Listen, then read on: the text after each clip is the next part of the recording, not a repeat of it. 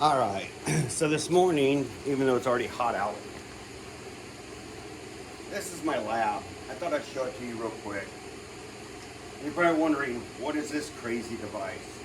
So I'm going to get to that. Then I have this one, and I have this one. When I really want to hone in my swing, I really want to confine my space so that I can work and know exactly where my club head is, where my shaft, the whole entire swing. So if I'm here and I come back, you can see this coal noodle is set at a 45-degree angle.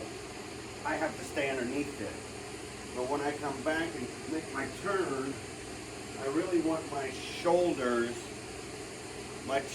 here at the same 45-degree angle. In fact, with the golf swing, you really should be 45 here, 55 here. So I used to have a second pool noodle on this side that I could still hit underneath and make sure I was at a 55-degree angle on this side and a 45-degree angle on this side. And that's what they call the tour average.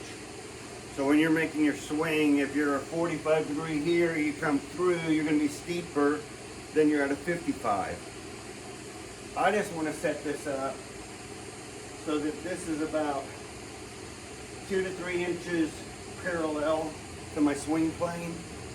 And if I can keep that 2 to 3 inches parallel to my swing plane, I should never be going up over the swing plane. Shouldn't cross over it. So for people who have a tendency to cast the club or do something crazy, they're going to hit the pool noodle. If I just stay here, I'm not going to hit the pool noodle. This device actually moves in and it prevents me from swaying too far back side to side. But when I come up and I come through the ball, you can hear I'm pushing on this, and I even have a scale down here below so I can see, did I come all the way through the ball to where I want it? Did I push this, in other words?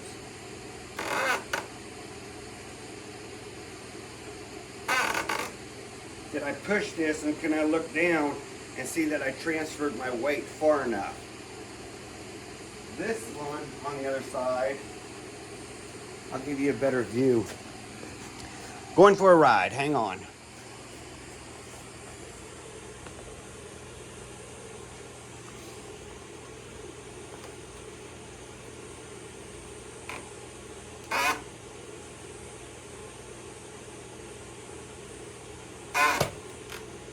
See how I can push into that? And you can hear it even when you're on the swing. You keep it in, it squeaks.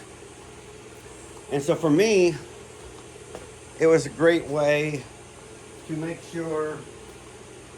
I have a tendency, and a lot of people do, when you're kind of loading your right side, to bring too much weight and push on this guy. And so you have to learn, you're pulling the right cheek back. You're not pushing out. I'm not pushing this way and swaying side to side. So I decided, let's do something that gives us the ability to feel our hit.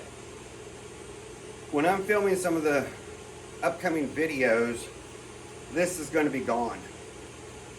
These two, however, may stay, but they may not if they get in the way of looking down the line so I can explain certain things in the video or on the swing. But I wanted you to see. Now, I'm going to try this. I haven't even worked on this. I don't script anything, just to let y'all know. You probably know that. I talk forever.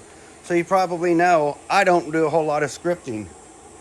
I just get out here and start talking. So let me put this so it's kind of over my shoulder. So, if I'm playing a 9-iron or a wedge, my ball is here, and I just center my body. I move this to wherever I need to move it, so that that's my center. And then if I want to play a longer iron, I go this way. And then if I want to play a longer club, say a 2 iron or a 3 wood, I go this way. Well, what is this whole thing about? Hopefully y'all can see it now. Y'all should be able to see this. I'm going to move this arm and just put this arm down for now. So, now we have a little bit more freedom. Let's just push down. When you're coming up and you want to do your swing, you're not going to want to hit that piece of plywood. So when my club's coming in, I know it's coming in square. I can check for squareness, come up, stop here.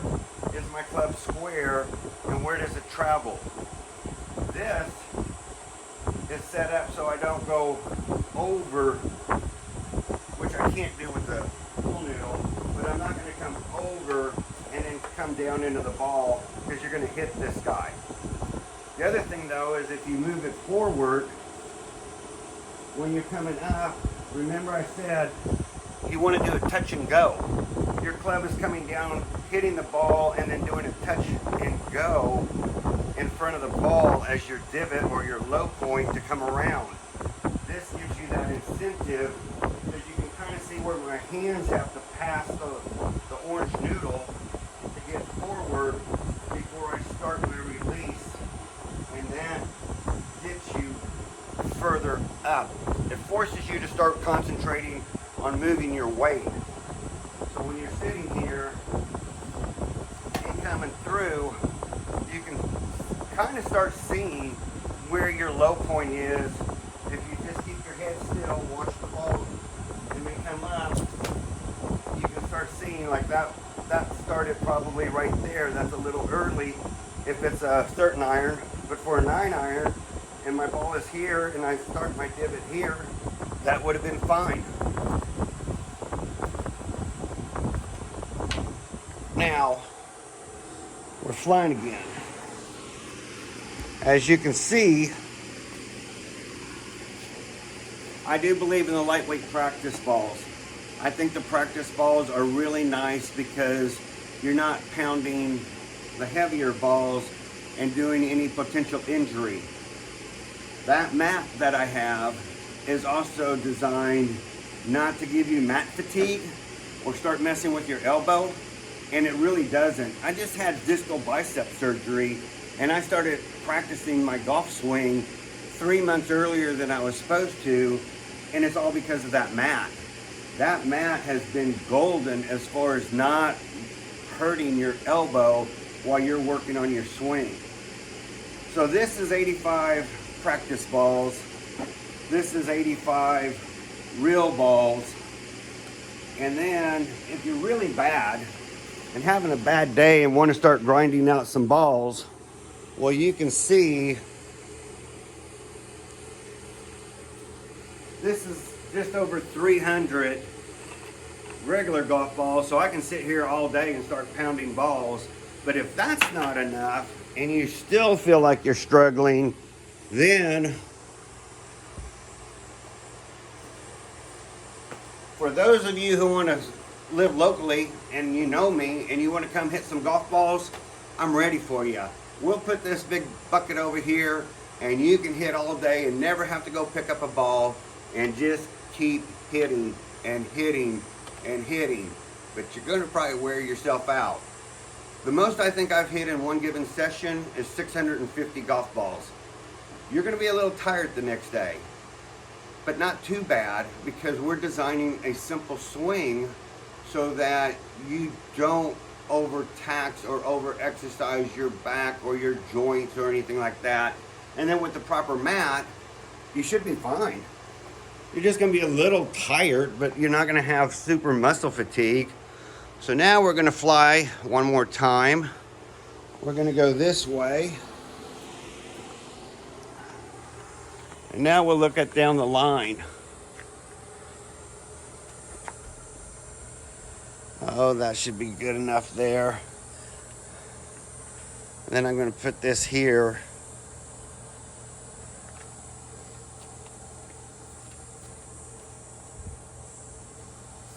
So now now you can kind of see when I got my ball placement. So here, that's a 9. My 7 should be somewhere about right there. I can come in, I'm staying underneath this, so then I start getting my hips to turn, and there's my 7.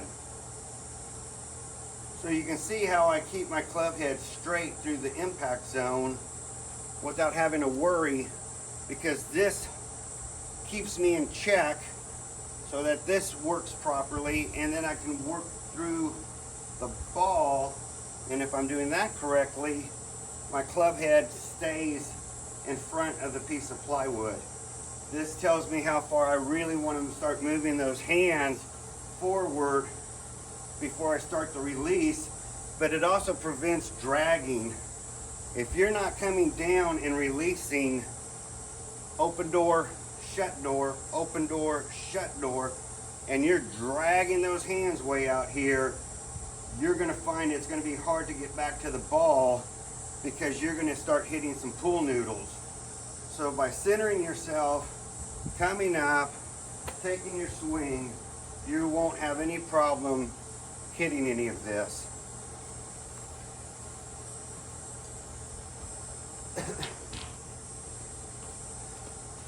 Then lastly, I'm going to fly you guys through here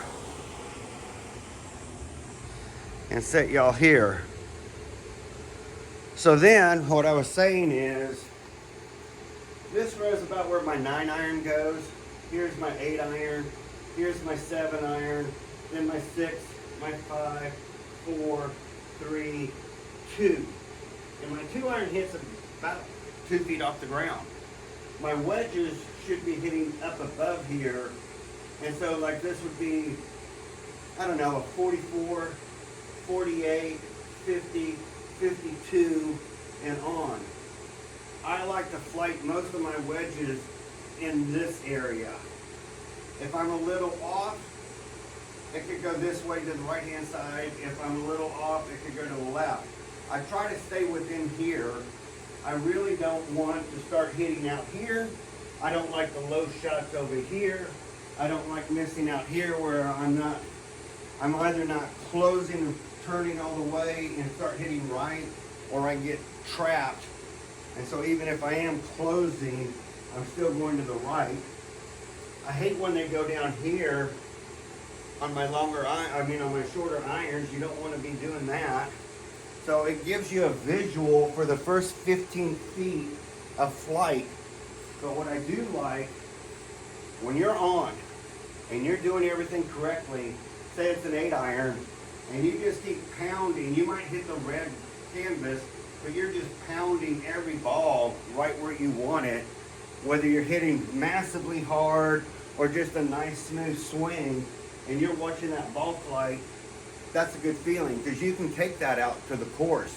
You can actually see on the first 15 feet, the part that you get to see that ball traveling, if it went high or if it went low or you topped it.